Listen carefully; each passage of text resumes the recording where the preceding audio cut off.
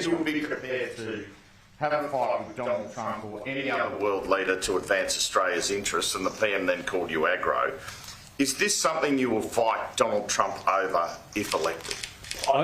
We go to this next election asking the Australian people to make a choice about who is best able to manage the economy and our national security. And I believe that I have the strength of leadership and the experience to be able to stand up and to fight for us, fight for our country, whether it's in relation to our national interests in the trading space, in the national security space or elsewhere. The Prime Minister has been weak and missing in action, and that's why we find ourselves in the position that we're in today. The Prime Minister has a pathway to an outcome here that can see a better final position for the relationship and for our country. But that has not been pursued so far. Does it involve fighting Donald Trump, or does it involve... It involves making sure that we can stand up and fight for our position. And I don't resolve from that. I just don't think the Prime Minister has the strength or the ability to stand up to a situation that is unacceptable to us. This is a bad day for our country, and I want to resolve the matter. And the question for us now is, who is best able to deal with this relationship? Who is best able to deal with an uncertain time in national security sense as well as an economic sense? And the times at the moment don't require a weak leader, and Mr Albanese has demonstrated that again today. What levers would you have at your disposal to get a call with President Trump?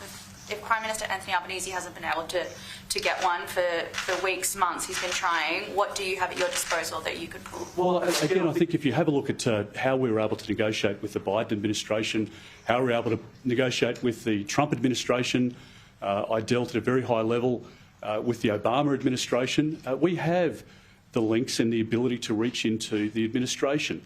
And there is a pathway for a deal to be done, the basis of which will be critical minerals and our defence relationship with the United States.